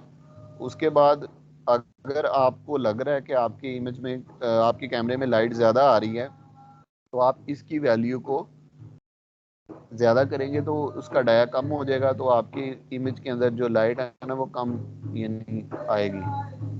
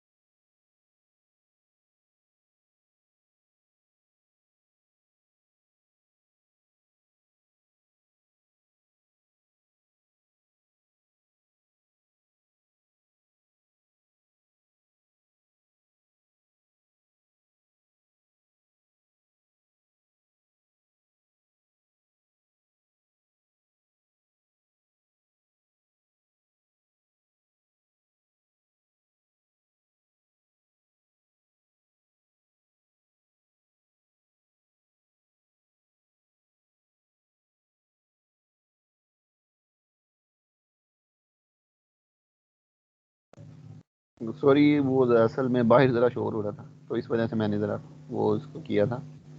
अच्छा, आई होप ये अपर्चर का आपको समझ आ गया होगा। वैल्यू आपने इसकी 8 से स्टार्ट करनी है, कम की तरफ 4 की तरफ जाना है, इससे मज़ीद कम नहीं जा सकते हम, ठीक है। वो क्योंकि इससे मज़ीद कम जाएंगे तो ये जो डेप्थ ऑफ फील्ड एक चीज़ होती है वो स्टार्ट होना शुरू हो जाती है, ठीक है, वो उसको कंट्रोल करना है। तो फिर अगर हम इससे कम नहीं जा सकते तो फिर हम हमारे पास शटर है, उसको हम उसकी मदद से हम कर गए। अच्छा, shutter speed, it's the small opening within the camera that allow the light to pass through the camera. Shutter active when you click the capture image button of the camera, ठीक है। ये तब जब आप अपनी image capture करने के लिए जिस तरह बटन को प्रेस करते हैं, शटर जो है उसी बिल्कुल एक बहुत थोड़े से वक्त के लिए जो है ना वो एकदम खुलता है और बंद हो जाता है, ठीक है। और we will first come to the shutter to solve the wide exposure problem, ठीक है। फॉर एग्जांपल अगर आपको लग रहा है कि आपके वाइड एक्सपोजर कैमरे के अंदर लाइट बहुत कम है या बहुत ज़्यादा है, तो सबसे पहले हमने शटर के पास आना है, फिर उसके बाद हम अपर्चर या एफ नंबर के पास जाते हैं, ठीक है। तो अगर आपको लग रहा है कि आपके कैमरे के अंदर लाइट कम है या ज़्यादा है, तो आप सबसे पहले किसके पास आएंगे, शटर स्पीड के पास या शटर के पास आएंगे। इसकी वैल्यू को हम चेंज करेंगे। इसकी मज़ीद रेंज मैंने आपको लिख दी है, 30 से 300 के दरमियान होती है, और आपने जो स्टार्टिंग पॉइंट है वो आपने 150 से स्टार्ट करना है। अब इसकी value 1/30 me value means it will open slowly, more light will enter. अब ये देखें, एक को 30 से डिवाइड करें, फॉर एग्जांपल आपके पास एक नंबर आ जाता है, और एक को 300 से डिवाइड करें, ठीक है, तो आपके पास एक नंबर आएगा, लेकिन ये वो बहुत छोटा होगा, ठीक है। That means 1/30 is bigger than 1/300, ठीक है। फॉर एग्जांपल मैं आपको एग्जैक्ट इधर कैलकुलेटर में बता देता हूँ। 1/30 ये 0.033 आ रहा है। अगर 1 को डिवाइड कर दें 300 पे तो 0.003 आ रहा है। तो दैट मीन्स ये वैल्यू 1/30 बड़ी वैल्यू, 1/300 छोटी वैल्यू। अब बेसिकली ये इसका क्या मतलब है, ये शटर स्पीड को इस तरह लिखने का क्या मतलब है, 1/30 या 1, यानी 1 सेकंड के ये 30वें हिस्से के लिए, यानी फॉर एग्जांपल 1/30 मीन्स कि आया, वो 1 सेकंड की उतने में हिस्से तक ये उतनी जल्दी ओपन होगा, बंद हो जाएगा। अब ये इसका मतलब क्या है, फॉर एग्जांपल बड़ी वैल्यू का मतलब क्या है कि वो ज़्यादा टाइम लेगा ओपन होने में और ज़्यादा टाइम लेगा बंद होने में, ठीक है। अगर मैं 300 वैल्यू रखता हूँ तो ये क्या करेगा, एकदम ओपन होगा और एकदम बंद हो जाएगा, ठीक है। तो ये इसका मतलब है कि 1/30 मीन्स बड़ी वैल्यू है। तो कैमरा आपका, जो कैमरे की शटर ओपनिंग है, वो बड़े आराम आराम से खुलेगी और बड़े आराम आराम से बंद हो जाएगी, यानी वो ज़्यादा टाइम लेगी खुलने में और ज़्यादा टाइम लेगी बंद होने में। अगर मैं इसकी वैल्यू को इंक्रीज कर दूंगा तो वो बहुत कम टाइम लेगी खुलने में और बहुत कम टाइम लेगी बंद होने में। लेकिन अब इसके अकॉर्डिंग अगर लाइट को देखें, अब ये देखें, एक ओपनिंग आपके पास बिल्कुल बंद थी, वो एक आस्ता आस्ता ओपन होना शुरू हुई है और फिर आस्ता आस्ता बंद होना शुरू हुई है। तो दैट मीन्स उसका ओपनिंग इंटरवल टाइम बहुत ज़्यादा हो गया और ज़्यादा लाइट कैमरे के अंदर आएगी, ठीक है। उसके अलावा अगर जब आप देखें कि अगर एक ओपनिंग बिल्कुल एकदम खुली और एकदम बंद हुई है तो बहुत कम लाइट आपकी कैमरे के अंदर आएगी, ठीक है। तो ये कैमरे शटर स्पीड को इस तरीके से देखते हैं। इससे क्या हमें पता चलता है कि अगर हम इसकी वैल्यू को कम करेंगे तो ज़्यादा लाइट कैमरे के अंदर आएगी, अगर हम इसकी वैल्यू को ज़्यादा करते जाएंगे तो आपकी कैमरे के अंदर कम लाइट एंटर होगी when you capture the image, ठीक है। ये शटर स्पीड में था। इसके बाद आईएसओ का है थोड़ा सा। Greater ISO means brighter image, lesser ISO means dull image, ठीक है। ये बेसिकली कैमरे की सेंसिटिविटी होती है। एक स्क्रीन है, इसकी सेंसिटिविटी को शो करता है। इसकी वैल्यू बेसिकली जिस तरह देखा है हमने कि जो ब्लैक कलर है वो बड़ी कम लाइट ऑब्जॉर्व करता है, और जो आपके पास वाइट कलर है, सॉरी मैं उल्टा बोल रहा हूँ, जो ब्लैक कलर है वो ज़्यादा लाइट अपने अंदर या हीट वेरे जो रेडिएशन है उनको ऑब्जॉर्व करता है। जो वाइट कलर है वो बिल्कुल कम लाइट, यानी वो रिफ्लेक्टिव होता है, वो कम लाइट ऑब्जॉर्व करता है, और यानी वो उसके अंदर ज़्यादा लाइट वाइट के अंदर नहीं आती, ठीक है। तो बिल्कुल स्क्रीन बेसिकली जैसे स्क्रीन होती है उसके ऊपर ना एक उन्होंने इसी तरीके से ना एक पेंट सा किया होता है स्क्रीन के अंदर ना, वो हम वैल्यू चेंज कर रहे होते हैं। तो बेसिकली हम क्या कर रहे होते हैं, उस स्क्रीन का जो कलर है वो या तो ब्लैक की तरफ लेके जा रहे होते हैं या वाइट की तरफ लेके आ रहे होते हैं, ठीक है। फॉर एग्जांपल अगर हम आईएसओ की वैल्यू को ज़्यादा कर रहे हैं तो वो टूवर्ड्स हम वाइट कलर हम ज़्यादा जा रहे हैं स्क्रीन का, तो वो स्क्रीन के अंदर जो पेंट है वो वाइट की तरफ, कुछ उन्होंने सेटिंग की होती है, वो वाइट की तरफ जाना शुरू हो जाता है, ठीक है। उसके बाद जारी बात है, जब वाइट आएगा तो जब लाइट उसके ऊपर पड़ेगी तो वो मज़ीद जो है ना वाइट होगा, और आपकी जो प्रोडक्ट आएगी वो ज़्यादा ब्राइट दिखेगी। उसके बरक्स जगह हम ब्लैक की तरफ जाएंगे तो वो बड़ी कम लाइट ऑब्जॉर्व करेगा। जिस तरह ये देखें नीचे दोनों कंपैरिजन है, आईएसओ पे अगर हम 100 रखते हैं तो इस तरह रिजल्ट आ रहा है। बाकी जो ये देखें एफ नंबर और शटर स्पीड, उसको अगर हम बिल्कुल सेम रखें, उसको नहीं हम छेड़ते। अगर सिर्फ आईएसओ को 100 पे रखें, देखें स्क्रीन थोड़ी ब्लैक की तरफ थी तो ये देखें इस तरीके से रिजल्ट आ रहा है। अगर लेकिन अगर हम जैसे ही उसको अगर हम थोड़ी आईएसओ को वाइट, स्क्रीन को वाइट की तरफ लेके जाते हैं तो ये देखें आपके पास रिजल्ट इस तरीके से आ रही है, ठीक है। नॉर्मली जो हम क्या करते हैं, आईएसओ को फिक्स कर देते हैं, हम इसको नहीं छेड़ते, ठीक है, हम सिर्फ 2 में रहते हैं। इसको हम तब हाथ लगाते हैं जब हमारे पास कोई और रास्ता नजर नहीं आ रहा। रास्ता नहीं आ रहा मतलब कि हमने जो एफ नंबर है वो 4 तक ले आए हैं, और जो शटर स्पीड है वो 30 तक ले आए हैं, इससे नीचे हम ला नहीं सकते, ठीक है। इसमें भी हम ले आए हैं, लेकिन हमारी जो इमेज है वो स्टिल डल है, ठीक है, नेचुरल लाइट भी नहीं है और वो अजीब से रिजल्ट आ रहे हैं। उस केस में हम आईएसओ ज्यादा करते हैं, ठीक है, जब हमारे पास कोई हल, लेकिन 99% हमें ऐसा कोई यानी मौका नहीं मिलता। यूजुअली जब हम एफ नंबर को 6 पे लाते हैं तो हमारे जो रिक्वायर्ड रिजल्ट्स हैं वो हमें मिलना शुरू हो जाते हैं, या 30 पे एफ शटर स्पीड पे हमें जो हम चीज़ चाह रहे होते हैं वो हमें मिलना शुरू हो जाती है, ठीक है। उसके बाद ये एक्सपोजर ट्रायंगल है, इसको आप अपने तौर पे देख लें, देख लीजिएगा, ये उसी जो पिछले ये 3 चीज़ें हैं उन्हीं को उन्होंने सम अप करके एक्सपोजर ट्रायंगल की शक्ल में दे दी है। इसको आप ज़रा गौर से देखेंगे तो आप इसको अपने तौर पे देख लीजिएगा। मैं चलता हूँ 3ds मैक्स की तरफ, ठीक है। अब मैं क्या करता हूँ, कोई एक मॉडल जो है उसको सिलेक्ट करता हूँ और उसको ओपन कर, या मैक्स के अंदर ओपन कर लेता हूँ, और उस मॉडल के ऊपर मैं आपको कैमरा लगा के दिखाता हूँ कि कैमरा किस तरीके से काम करता है। यहाँ तक अगर किसी को यानी कोई चीज़ समझ नहीं आई तो वो पूछ सकता है, जब तक ये फाइल ओपन हो रही है।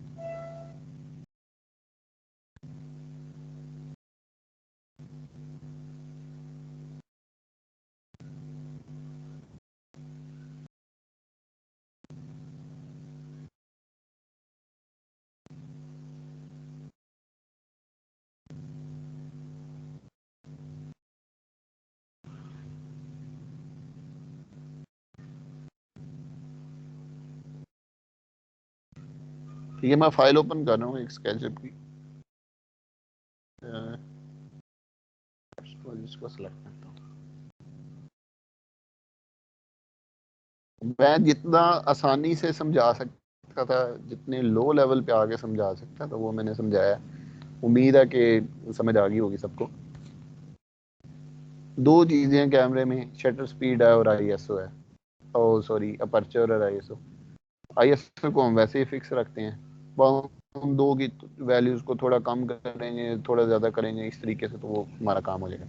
लेट्स सपोज ये स्केचअप का मॉडल था, इसको हमने कंप्लीट कर लिया लिहाज से, और इसकी अब हमने कर ली है रेंडरिंग, ठीक है। तो अगेन सेम तरीका, फाइल, सेव एज, आप इसको सेव करें, म्यूजिक या कोई भी एक डेस्टिनेशन, स्केचअप एडिटर में सेव करने के बाद फ़ौरन इसको बंद कर देना है, ठीक है। और उसके बाद मैक्स में जाना है, इंपोर्ट, और अपनी वो फाइल को सिलेक्ट किया, ये 3 ऑप्शंस को यानी फारग करा के यानी अनचेक करके ओपन ओके करेंगे तो ये देखें फाइल ओपन होना शुरू हो जाएगी। यूजुअली जल्दी हो जाती है जो क्लासिकल मॉडल्स हैं, क्योंकि उसमें ज्योमेट्री बहुत ज़्यादा होती है, फेसेस बहुत ज़्यादा होते हैं, तो वो थोड़ा टाइम लेती है, तो उससे नहीं आपने घबराना। जैसे अब मेरा ये सिस्टम भी स्लो है, सिस्टम के ऊपर भी ये इम्पोर्ट डिपेंड करता है। ये कोर i3 है जिसके ऊपर मैं आपको ये पढ़ा रहा हूँ लेक्चर, तो इस वजह से ये थोड़ा टाइम भी ज़्यादा लेता है। बाकी अगर सिस्टम अच्छा हो तो इम्पोर्ट टाइम बहुत कम होता है, बिल्कुल विद इन नो टाइम ये फाइल जो है ना इम्पोर्ट हो जाती है।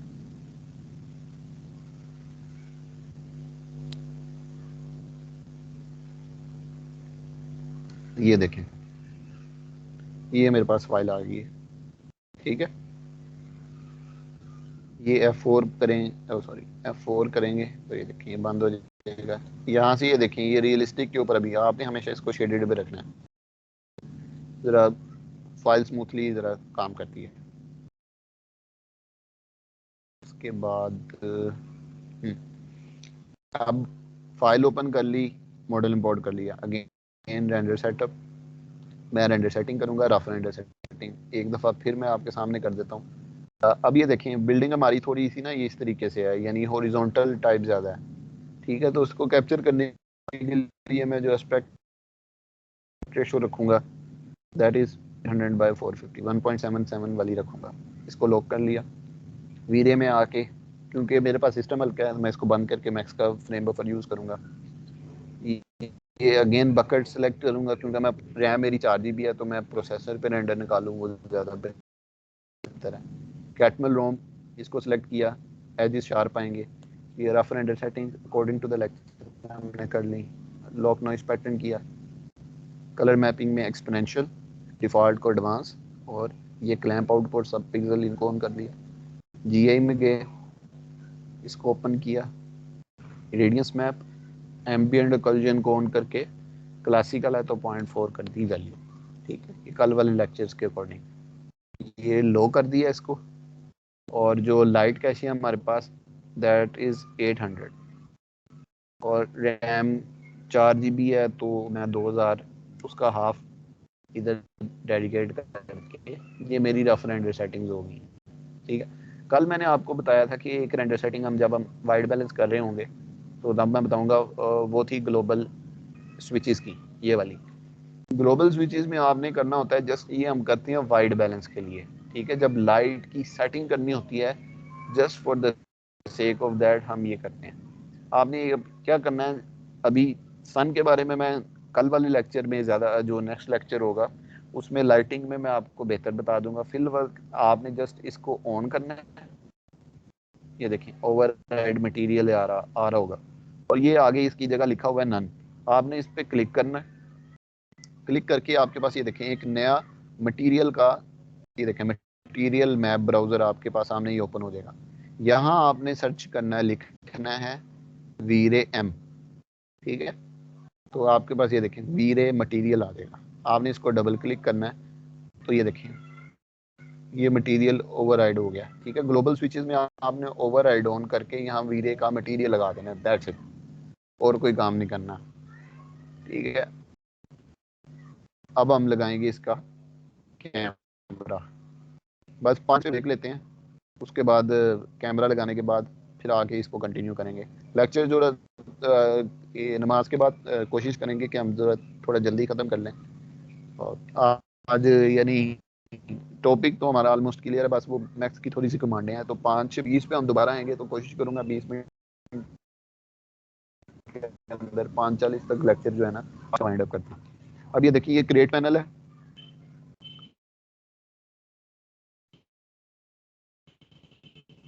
ठीक है।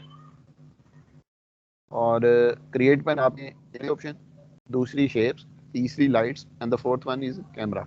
आपने करना है, यहाँ ड्रॉप डाउन से ऑलरेडी स्टैंडर्ड था, ये देखें पहला फिजिकल पड़ा हुआ है बिल्कुल स्लाइड की तरह, ठीक है। अब कैमरा सेलेक्ट करने से पहले ये मेरे पास ये था, ये अगर रियल वर्ल्ड एनालिसिस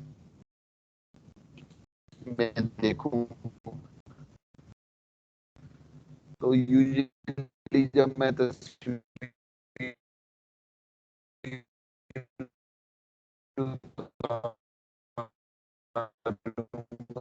तो ये देखिए ये मेरे पास ये कारपो तकरीबन मैं यहाँ करना जिस तरफ आपने देखना है आपने उस तरफ अपना ये टारगेट को उसकी तरफ करना लाइक दिस, ये, और देन क्लिक छोड़ना है, ठीक है। मैं दोबारा लगा के दिखा देता हूँ। क्लिक किया, जहाँ से खड़े होके आपने इमेज कैप्चर करनी है। लेट्स सपोज मैं यहाँ से खड़े होके यहाँ, लेट्स सपोज मैं यहाँ खड़े होके तस्वीर बनाऊंगा, क्लिक किया, क्लिक छोड़ा नहीं, और दिस। तो ये देखें ये जो चीज़ आपके पास आ रही होती है that is called the cone of the camera, यानी इस कोन के अंदर जितनी चीज़ आपको नजर आ रही है उतनी आप कैमरे के अंदर देखेंगे। अब इसको कम ज़्यादा कर सकते हैं, वो मैं आपको बता देता हूँ, लेकिन फिलहाल कैमरा हमने इस तरीके से लगा दिया, ठीक है। अब ये टॉप व्यू पे लगा के मैंने बाहर किसी एक एम्प्टी जगह पे क्लिक किया, और वो यानी ये कैमरा अब हमारा बिल्कुल लग चुका है। लेकिन अगर हम जैसे ही फ्रंट व्यू पे जाते हैं ना, ये देखें ऑल्ट डब्ल्यू मैंने प्रेस किया, कैमरा तो ये देखें बिल्कुल जमीन के साथ लगा हुआ है, समझ रहे हैं। तो इसको हम थोड़ा ऊपर लेके आएंगे। अब ये देखें इसके बिल्कुल सेंटर में इसको क्लिक किया, ठीक है। दूसरा तरीका है यहाँ सिलेक्ट बाय नेम कर लें। अब ये देखें ज्योमेट्री वाले को बंद करें, कैमरे को ऑन करें, ठीक है। ये देखें ये कैमरा है, इसको क्लिक कर लें, आपने कैमरा लिया, आप इसको ऊपर मूव करा दें like this. Usually human I 5 foot 6 foot तक होती है, तो उस तरीके से हम उतना ही कैमरा ले आए। सिमिलरली ये इसको सिलेक्ट किया, टारगेट को, इसको ऊपर कर लिया।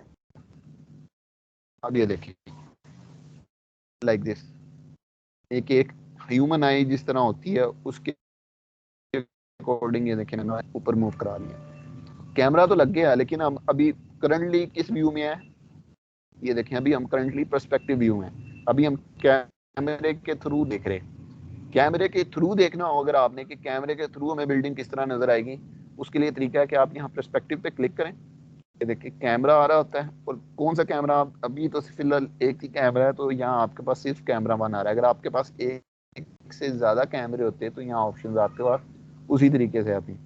ठीक है, और ये देखें पर्सपेक्टिव है, कैमरा, कैमरा वन है। अभी देखें जैसे ही मैं इसके ऊपर क्लिक करूंगा तो ये देखें इसने मुझे वो कैमरे के थ्रू दिखा दिया कि ठीक है कैमरे के अंदर मुझे ये चीज नजर आ रही है। अगर मैं सॉफ्टवेयर में कैमरे के थ्रू देखूं तो ये चीज नजर आ रही है। यहाँ एक कमांड आपने प्रेस करनी है, यहाँ आप इसको नोट कर लीजिएगा, शिफ्ट एफ।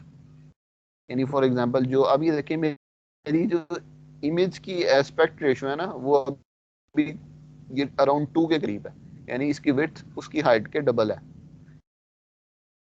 लेकिन हमने जो मैक्स के अंदर सेटिंग की है, ये वाली रेंडर सेटअप की 7.7 है, तो इस 1.7 को मैं अपनी इस जो व्यू है ना उसके अंदर मैं अप्लाई कर सकता हूँ। उसके लिए शॉर्टकट है शिफ्ट एफ या शो फ्रेम। ठीक है, ये इस तरीके से। अब ये देखिए एग्जैक्टली 1.77 ये उसने मुझे स्क्रीन को जो एक्स्ट्रा एरिया था मेरे पास उसको उसने खत्म करके मुझे ये स्क्रीन उधर कर दी है। इसको आप ऑन भी कर सकते हैं, ऑफ भी कर सकते हैं, शिफ्ट इसके लिए। अब ये देखें ये कैमरे के अंदर तो है, लेकिन ये देखें मुझे अभी बिल्डिंग जो है ना वो सही तरीके से नजर नहीं आ रही। ठीक है, यानी बहुत ज्यादा जूम इन हुआ है। तो हम क्या करेंगे, ये देखें कैमरा, यहाँ आप आएंगे अगेन, इसके ऊपर क्लिक कर लें या अपना सेलेक्ट बाय नेम के ऊपर क्लिक करें। आपके पास ये कैमरा है, आप कैमरे के ऊपर डबल क्लिक करें। बस इसके बाद ये मैं बस बता दूं कि कैमरे को वाइड एंगल, उसके बाद ऑप्शंस को मैं नमाज इसके बाद कर लेता हूँ। ये देखें फिजिकल कैमरे को मैंने ओके किया। मॉडिफाई मैंने बताया, किसी भी चीज मॉडिफाई करनी है तो क्रिएट पैनल के साथ मॉडिफाई बटन है, पहले उस चीज को सिलेक्ट करना है, देन मॉडिफाई में आके आपने उसको करना। अब ये देखें जैसे ही आपने मॉडिफाई किया ये कैमरे का नाम आ गया। अब ये देखें यहाँ नीचे कैमरे की ऑप्शन आ रही है सब सारी।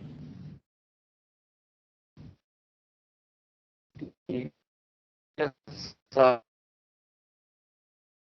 को देखते हैं, सारे ही तो बराली देखेंगे। तो ये देखिए आप कैमरे की जो वाइडनेस है ना वो ज्यादा कर रहे हैं, यानी कैमरा वो ही है, आप लेंस को छेड़ रहे हैं तो वाइड आ रही है। तो फॉर लेट्स सपोज इसको थोड़ा सा मजीद सेट करते हैं टैन वगैरह करके। तो जिस तरह पहले पहले लेक्चर के जो प्रिंसिपल्स थे कि आपने क्या जो इमेज को बिल्डिंग की ये जो बेस लाइन है और इमेज की बिल्डिंग की स्काई लाइन है वो नजर आए। ठीक है, और दूसरा जो हमने फोटोग्राफी में जब पढ़ा था कि आपकी इमेज 2 पॉइंट पर्सपेक्टिव हो। अगेन मैं इसको खोला, कैमरे को क्लिक किया, नीचे आऊंगा जब इसको मैं ऊपर लेके जाऊंगा लाइक दिस। ठीक है, बाकी ऑप्शन भी मैं अभी जस्ट एक बता रहा हूँ आपको। यहाँ आपके पास आ रहा होता है पर्सपेक्टिव कंट्रोल, और पर्सपेक्टिव कंट्रोल को जब आप एक्सपेंड करेंगे तो ऑटो वर्टिकल टिल्ट करेक्शन, ये आपके पास एक ऑप्शन आ रही होती है। आप जैसे ये देखें अभी ये पर्सपेक्टिव में है, अब मैंने इसको 2 पॉइंट में लेके जाना है। 2 पॉइंट पर्सपेक्टिव पहले लेक्चर से अगर आपको चीज याद है तो उसमें ये होता है कि आपकी जो वर्टिकल एक्सिस है ना वो बिल्कुल स्ट्रेट होते हैं। तो ये देखें अभी ये स्ट्रेट नहीं है, इस तरह डेविएट हो रहे हैं टुवर्ड्स इनसाइड। तो मैं जैसे ही इसको मैं क्लिक करूंगा तो ये देखें उसने उसको 2 पॉइंट पर्सपेक्टिव में कर दिया। ये देखिए आपकी जितने भी वर्टिकल एक्सिस हैं वो जो एलिमेंट्स थे वो सारे स्ट्रेट हो गए। तो ये देखिए इस तरीके से मजीद अगर इसको मैं बेहतर करना चाहूँ, मैंने टारगेट को सिलेक्ट किया, उसको ऊपर नीचे करके और मुझे ये व्यू अच्छा लग रहा है, तो ये मेरा व्यू सेट हो गया कैमरे का।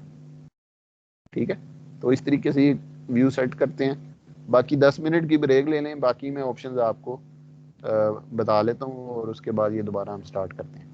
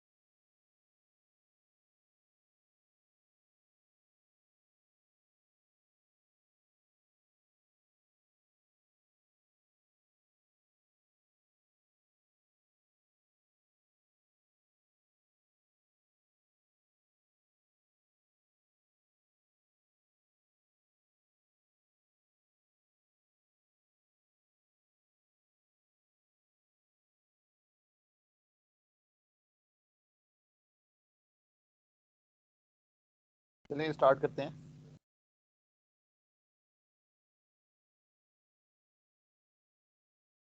ये मैं दोबारा बता देता हूँ आपको कैमरे का, एक दफ़ा अगेन दोबारा कैमरा लगा के और किस तरीके से एडजस्ट करना है उसको मैं दोबारा बता देता हूँ। उससे पहले जो है ना, मैं सन लगा लेता हूँ। सन कैसे, यानी इसका क्या काम है वो हम नेक्स्ट लेक्चर में पढ़ेंगे, लेकिन फ़िलहाल मैं जस्ट बताने के लिए अभी जो है ना, ये सन को जो है ना वो लगाया मैंने।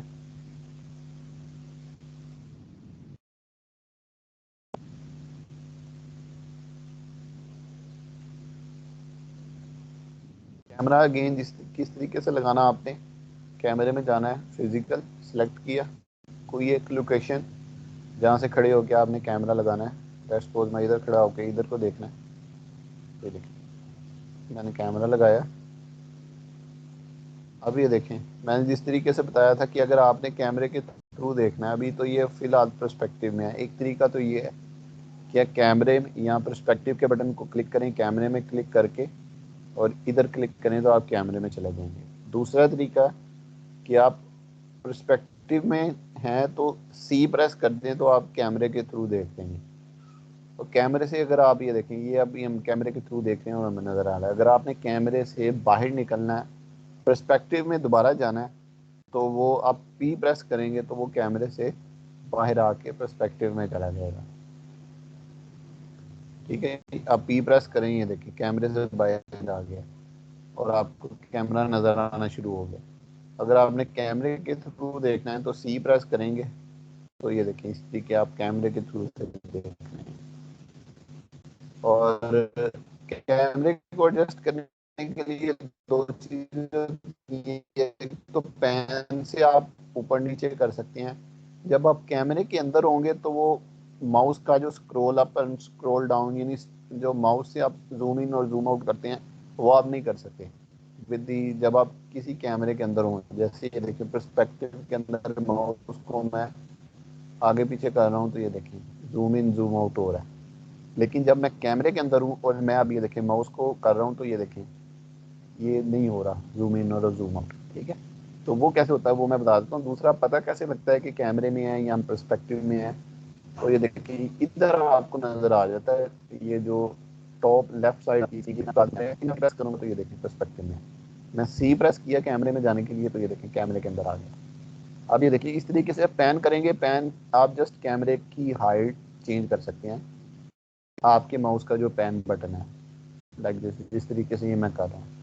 आपने उसका व्यू चेंज करना है तो उसके लिए जो आप इसके पास जाते हैं, फॉर एग्जांपल कैमरे की हाइट मैंने कर दी लेट्स सपोज 5 फुट है यहाँ, और उसके बाद अगर मैंने ऊपर की तरफ देखना है तो मैं क्या करता हूँ, ये देखिए यहाँ क्लिक करता हूँ, यहाँ कैमरा वन, और ये देखिए नीचे आ रहा होता है सेलेक्ट कैमरा टारगेट। अब ये देखिए जो टारगेट जो हमने वो पीछे करके लगाया था उसने उसको सिलेक्ट किया। अब आप इसको मूव करें,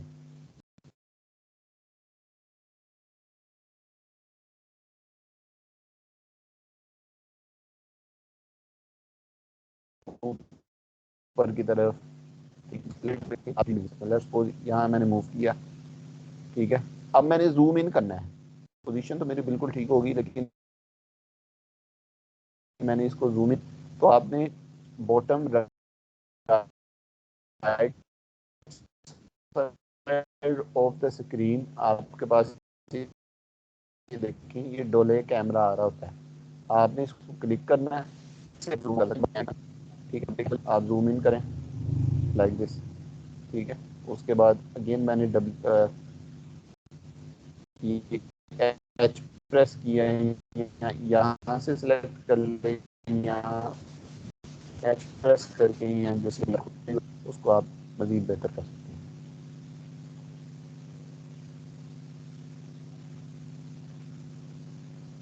और डोले कैमरे से दोबारा मैं इसको पीछे आ जाता हूँ। तो लेट्स सपोज ये मेरा व्यू सिलेक्ट हो गया, ये जो व्यू सेट हो गया। अब मैंने करना है रेंडर। ठीक है, तो रेंडर के लिए जिस तरह पहले मैंने बताया था, जब पहले लेक्चर हमने करा था, उसके लिए शॉर्टकट है F9 ऑफ योर कीबोर्ड। ठीक है, आप वो प्रेस कर लें, या रेंडरिंग में आके ये देखें शिफ्ट क्यू, ये आपको शॉर्टकट नज़र आ रही होगी, शिफ्ट क्यू रेंडर, आप इसको क्लिक कर दें तो वो ये देखें रेंडर शुरू कर देगा। सन मैंने लगा दिया पहले से। अब ये देखें, ये मैंने पहला रेंडर नहीं किया। अब देखें आपके पास बहुत एक्सपोज्ड एरिया है, वो बिल्कुल सारा एरिया ही वाइड नज़र आ रहा है। दैट मीन्स कैमरे की सेटिंग होने वाली है, उसका अपर्चर और उसकी शटर स्पीड दोनों सेट होने वाले हैं। तो हम क्या करेंगे उस करने के लिए, सबसे पहले ये देखें सिलेक्ट बाय नेम, कैमरे को सिलेक्ट करेंगे। सिलेक्ट हो गया है, उसके बाद मॉडिफाई में जाएंगे हम, तो ये मेरे पास कैमरे के ऑप्शन आ जाएंगे। ठीक है, यहाँ मैंने अब इस ऑप्शन को शुरू से नीचे यानी देखना शुरू कर देते हैं। आपके पास कैमरे की वाइडनेस मैंने बताया था, ये देखिए फोकल लेंथ है। जितना ज़्यादा करेंगे, कम करते जाएंगे, उतना ज़्यादा एरिया कैमरा कवर करना शुरू कर देगा। इसकी जितनी वैल्यू ज़्यादा होगी उतना ये फोकस्ड यानी कम एरिया कवर करेगा। इसको basically focal length is use to control the wideness of the view और वाइडनेस ऑफ द लेंस और वाइडनेस ऑफ द कैमरा। तो ये चीज़ इधर आ जाती है। अब ये देखें इस फोकल लेंथ के बिल्कुल नीचे आपके पास ये देखें ये पड़ा हुआ है अपर्चर। ठीक है, और इसको एफ नंबर भी कहते हैं, ये यहाँ देख सकते हैं। और इसकी बाय डिफ़ॉल्ट वैल्यू कितनी है, 8। और मैंने आपको जब प्रेजेंटेशन में भी यही लिखा है कि आपने स्टार्ट 8 से करना है। दैट मीन्स ये ऑलरेडी सेट है, इसको हमें चेंज नहीं करना। ठीक है, अब मज़ीद अगेन मैंने जिस तरह स्क्रॉल मैक्स में आपने हमेशा इस तरीके से करना है कि जो भी ऑप्शन आ रही होती हैं आपने इसको खाली जगह पे क्लिक करके माउस के लेफ्ट बटन से ऊपर या नीचे इस तरीके से आप स्क्रॉल से भी कर सकते हैं, लेकिन उससे जो आपकी ऑप्शंस हैं वो चेंज हो जाती है, क्योंकि ड्रॉप डाउन मेन्यूज होती हैं। फॉर एग्जाम्पल अब ये देखिए मैं यहाँ क्लिक करता हूँ, आराम से ऊपर लेके गया, ये देखिए आपके पास ये शटर आ गया।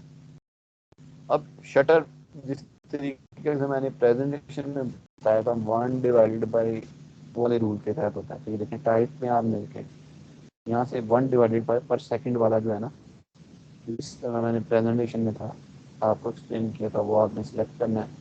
1/बाई स्टार्टिंग इसकी मैंने आपको प्रेजेंटेशन में की थी कि आपने 150 रखनी है। वो जब आप प्रेजेंटेशन देखी तो इसकी जगह 150 ऐड कर दिया, ये ओके हो गया। नीचे आ जाए, ये टारगेट है, इसको आपने चेंज करना है मैनुअल पे, यानी आप खुद से करेंगे।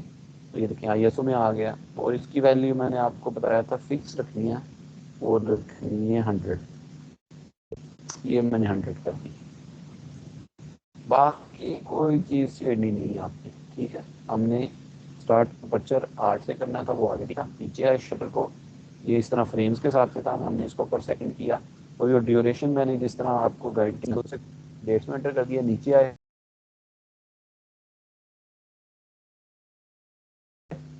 एक्सपोजर यानी मैनुअल, हम उसको खुद मैनुअली सेट करेंगे, ऑटोमेटिक नहीं होगा। मैनुअल पे क्लिक करके आई एस वैल्यू को एक्सपोजर की वैल्यू को 100 पे सेट कर दिए। इस तरीके से नज़र आया था।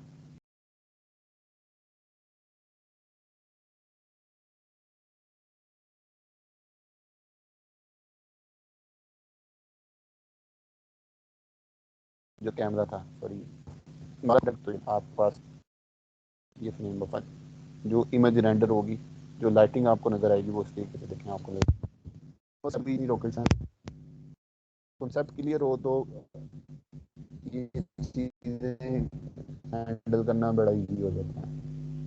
अगला जो है ना वो इंशाल्लाह मैं आपको अपने सिस्टम पे पढ़ाऊंगा, वहाँ जो रेंडरिंग का टाइम है, ये ज़रा ये देखिए कितने स्मूथ और जिसे कहते हैं ना परफेक्ट शेडोज हमारे पास आ रहे हैं, जिस तरह एक्चुअल रियल वर्ल्ड में होते हैं।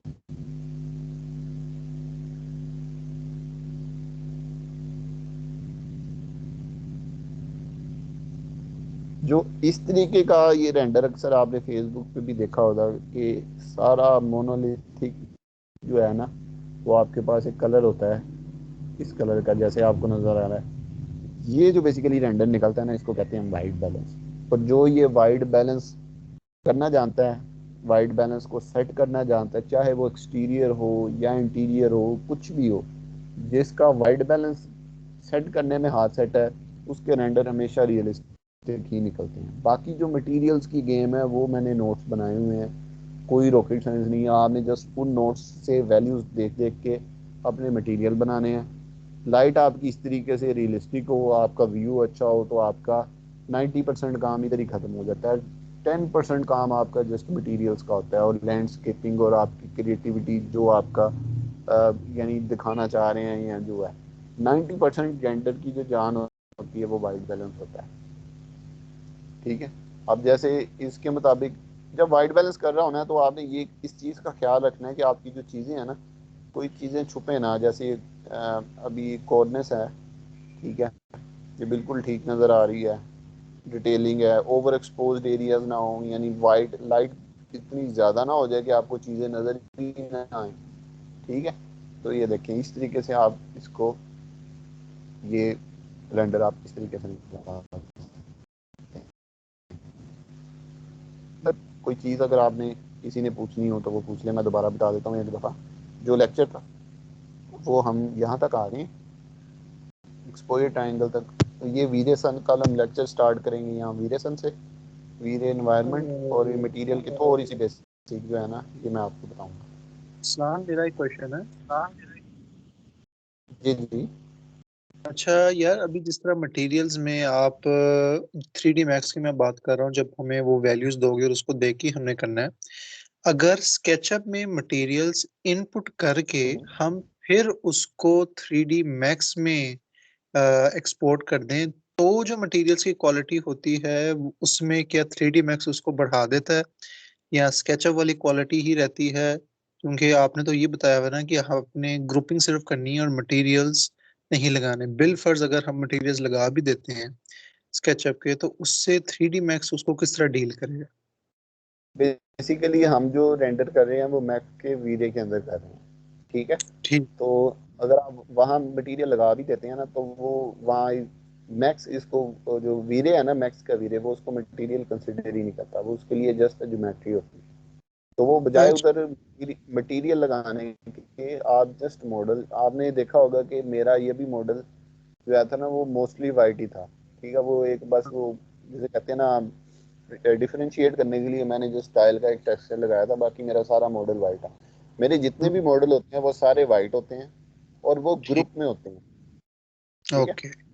उसको इधर लाते हैं, मटेरियल हमने इधर ही लगाने हैं। स्केचअप का उससे कोई ताल्लुक नहीं है, मैक्स उसको एज ए ज्योमेट्री रीड करता है, मटेरियल्स को वो रीड नहीं करता। ओके, चलो ठीक है, क्लियर, ठीक हो गया।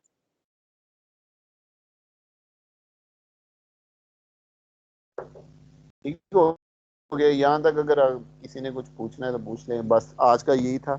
असाइनमेंट होगी, मैं आपको मैक्स की फाइल भेजूंगा, उसके अंदर कैमरा भी लगा होगा, उसके अंदर सन भी लगा होगा, और उसके अंदर मॉडल भी होगा।